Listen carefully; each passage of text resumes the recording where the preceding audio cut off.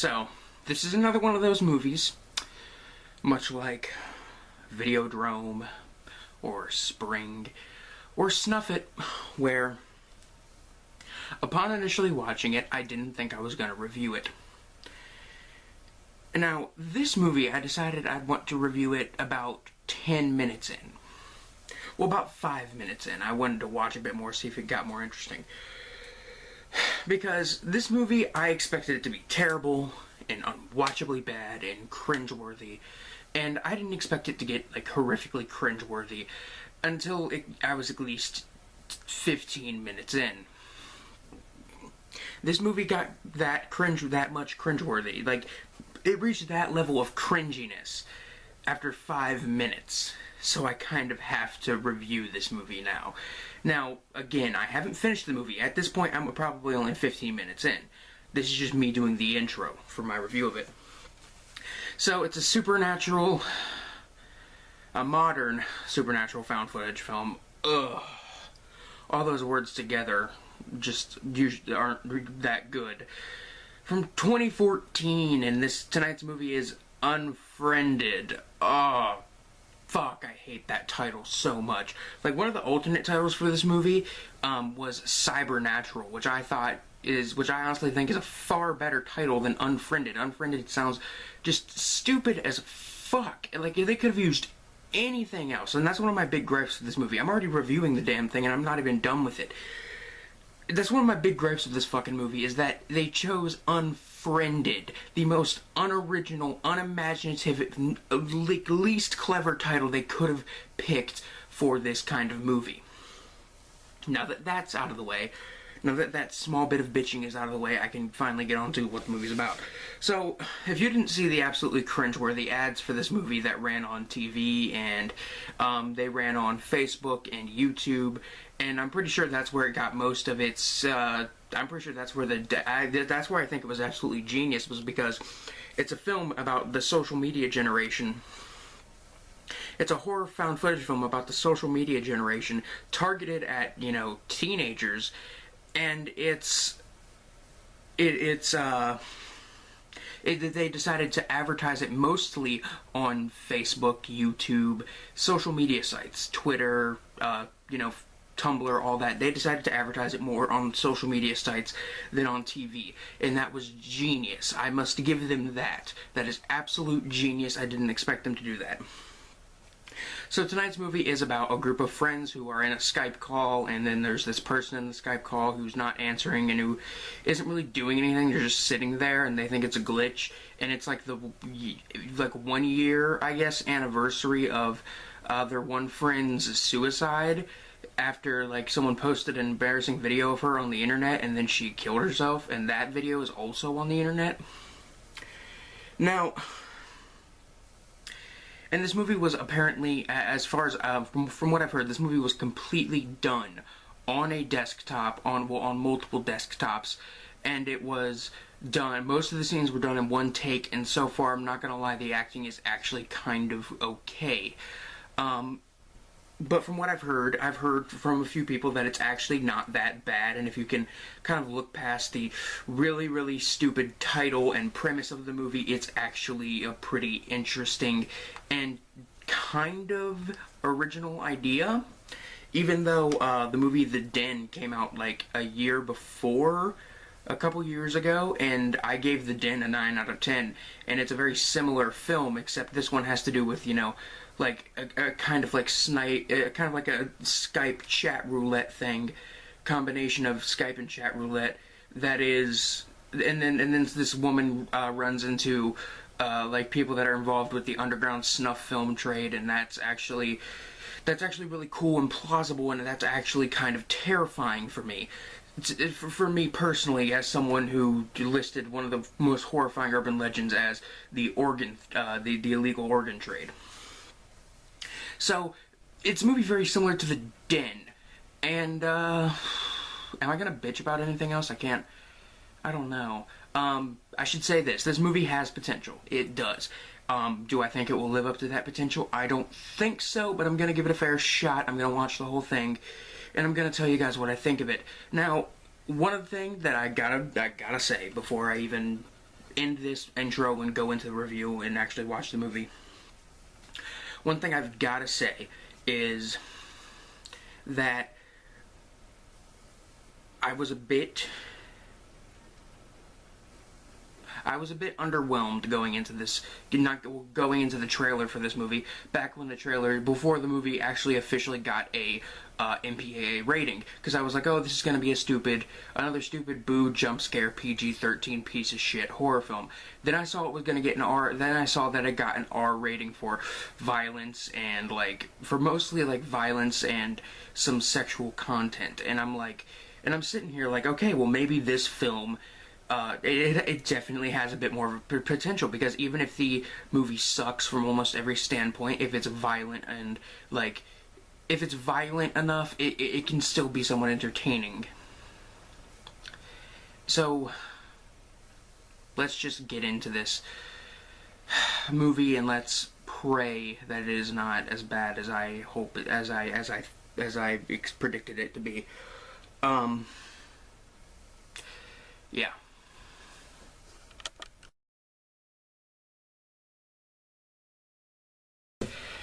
Okay, so this isn't going to be a normal review, per se. So, I'm going to be open and honest with you right now. It was way better than I expected this movie to be. So, there's not going to be a rundown. I'm basically just going to say a bunch of things that I thought were stupid, or that I thought didn't make sense, or that were negative about the film.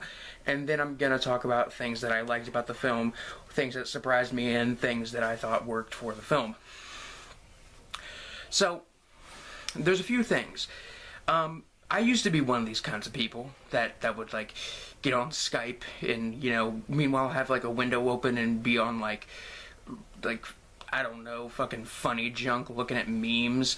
I used to be one of those kids. I'm not gonna even lie about that. But I know for a fact that when you're on Skype and you open a new window that isn't Skype, it does not mute Skype. It doesn't. You can still hear everybody, and that's something that happens quite a lot in this movie.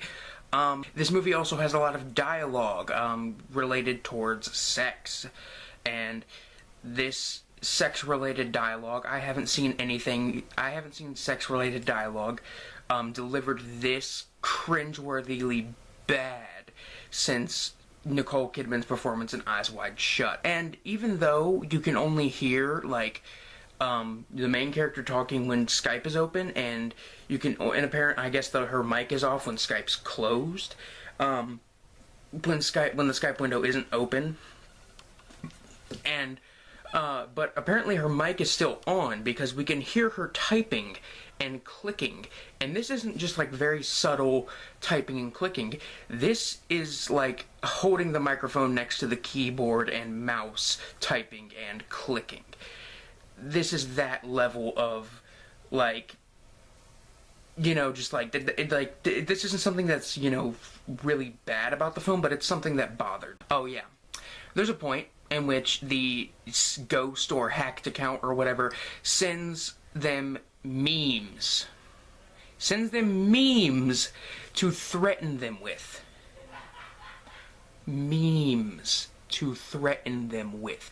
Let me say that one more time. Memes to threaten them with. There's a point about an hour into the film where our main character, Blair, is trying to get help, but instead of calling the police, she gets on chat roulette and goes through a bunch of people and is like, hey, can you call the police for me? Now, the reason she does this is because something happened earlier in the film, which kind of something happens, and it's basically kind of a rule of the game they're playing. You can't call the police or you'll die. So I can kind of understand why she did that, but I would assume that is also against the rules. Now, things I liked about the film. The film has a good atmosphere, I'll give it that. But the main reason it has atmosphere, and I honestly didn't expect this film to be atmospheric at all, but if you're sitting, in a room alone wearing headphones and watching this, it does get a little creepy. But the main reason it gets atmospheric is because like there's long periods where it's just silence and all you can hear is typing and clicking, while there's stuff on screen like popping up that's like not like like jump scare stuff, but it's like like weird computer glitches that are kind of creepy. Like I know that there are creepypastas that have been written, like stuff like Channel 666 or something like that, like ones about like haunted computer accounts, or like the YouTube account called 666 that if you look it up and then you go onto it, it won't close and it will like infect your computer and your computer will be haunted. It's in the same way that some of those creepypastas are kind of creepy, this film is creepy in the same way, and I kind of like how they grabbed that aspect of the kind of creepiness, because it seems like these are the kinds of teenagers who would read creepypastas as well.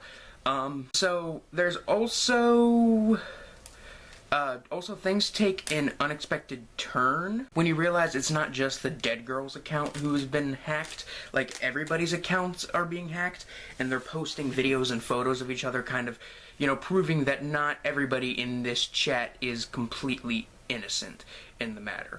They all are involved. They're all bad people, even if they had nothing to do with Laura Barnes's suicide. So that's kind of one point. Also, there's the infamous blender scene, which was featured in the trailer. And I know that there were a lot of people when they saw the trailer, they were like, oh my god, that blender scene looks so brutal. And I'll tell you right now, that blender scene, it's still very well done in the movie. But, like, how the blender scene is really, really short in the trailer? Well, it's the same exact length in the movie. Like, same exact length on screen for maybe 3 seconds. I'm not joking at all. This is not a joke. This is not me trying to fool you guys. This is being 100% honest. It's on screen for about that same amount of time. But I honestly think that's all it needs to be on screen for. Because if it was on there any longer, it might have looked a bit fake. Because it looked pretty good, but I feel like if it would have been on there longer, you would have been able to point out that it's fake. The movie does have a nice bit of realism, I'll tell you that. It's like, and again, I will say this, as one of the people that used to talk on Skype and multitask, that's what our characters are doing the entire time, which is more realistic than the kind of like Skype talking in The Den or in, not Cyberbully, and Megan is Missing. There's those scenes that are kind of ruined by the fact that they're not like multitasking, and it just doesn't seem realistic at all. In this film, they get it right. And also, when you see the main character typing, it comes complete with like accidental spelling errors. Like there's a scene where she said something like, we had nothing to do with that, and she types HDA instead of HAD, which, sometimes that happens when I type or whatever. That happens to everybody. They get a couple letters mixed around. And I liked that they did that because they kind of pointed out that everybody on the internet has bad spelling and grammar, or they make mistakes when it comes to spelling and grammar. So that was a really, really nice touch of realism to the film.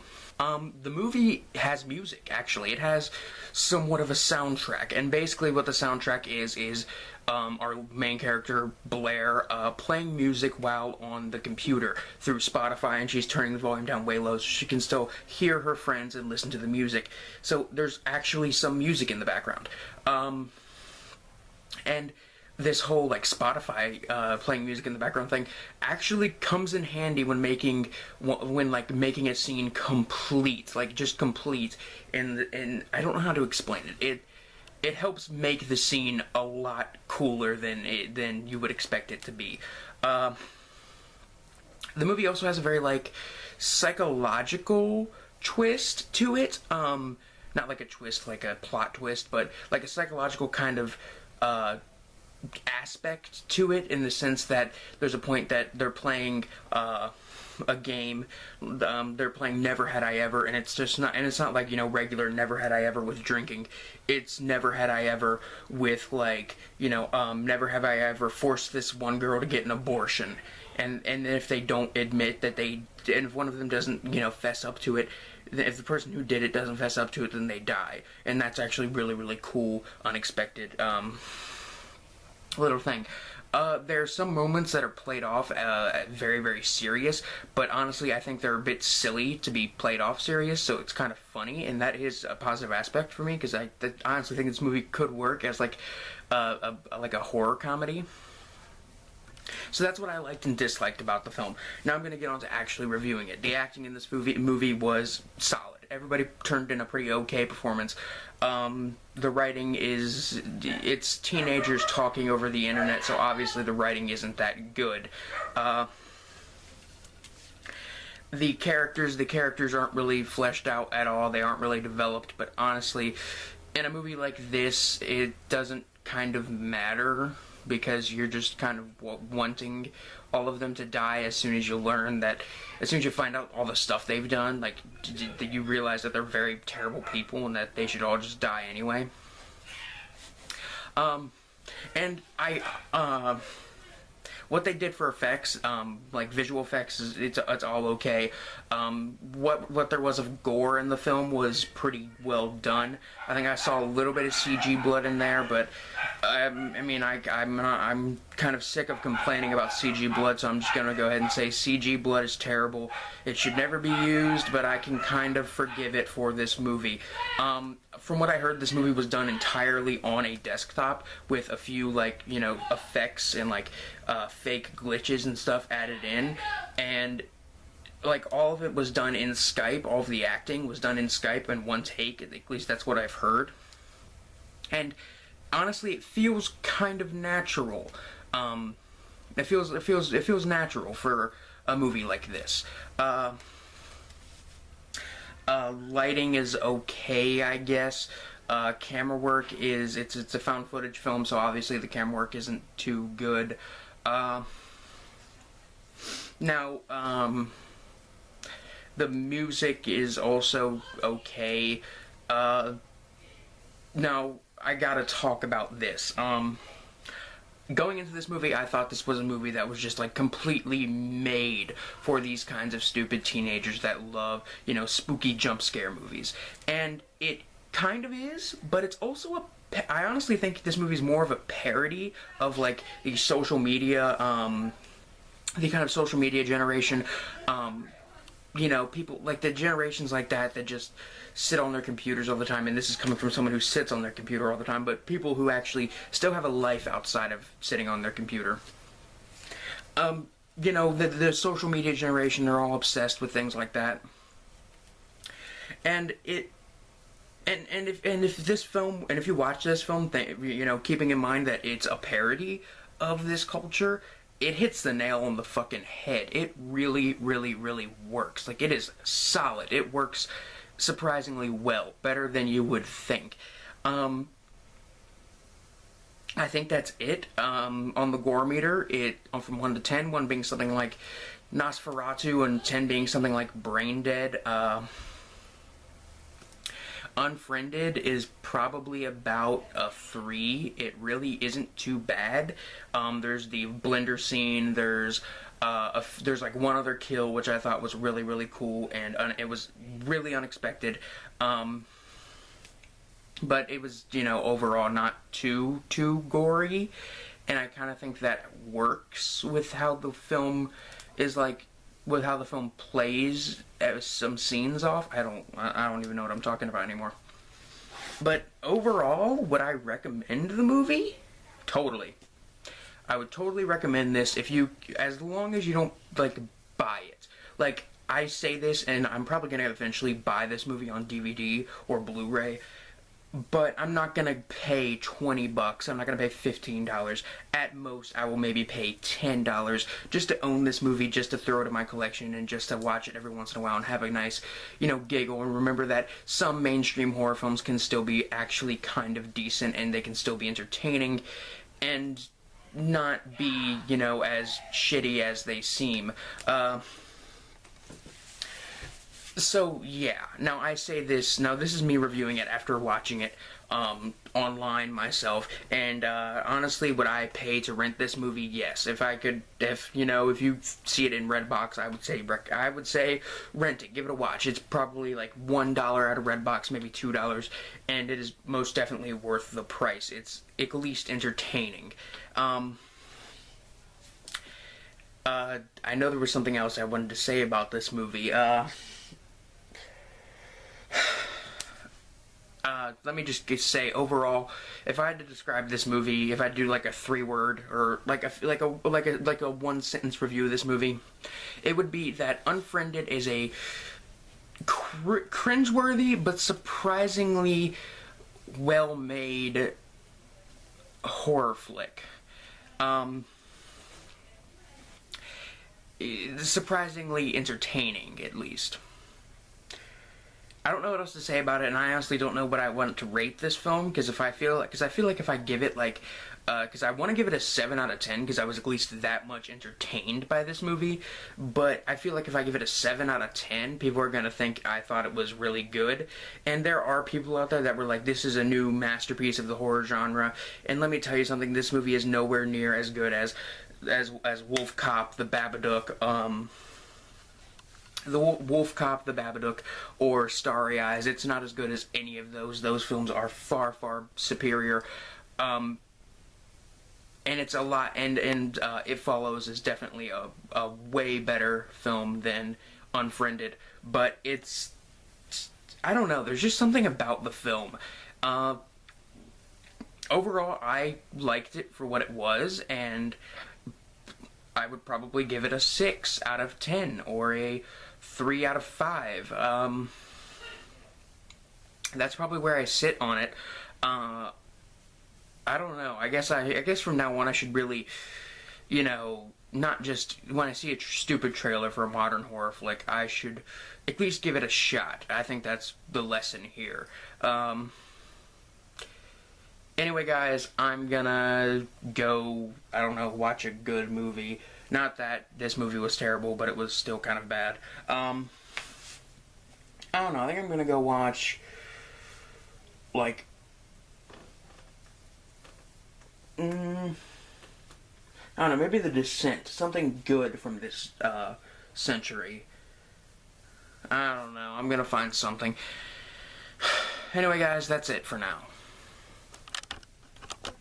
So anyway, guys, if you liked the video, like my channel, be sure to like this video, favorite it, whatever you want, and maybe subscribe perhaps. I would really, really appreciate that. And check the links in the description below. There are links to things like my Tumblr, Twitter, all that, Facebook. All that is in the description below. Hey there, kids. Do you want to get cool stuff in the mail like this? Or this? Or even this? Well, then subscribe to Horror Block today. Have you ever wanted to do cool cosplays like this? Or even this? Well, now you can. Subscribe to Moonchild Cosplay on YouTube, and you can see all her tutorials on how to do cool stuff like this. Do you want to get cool horror and exploitation film t-shirts like this? Or this? Or this?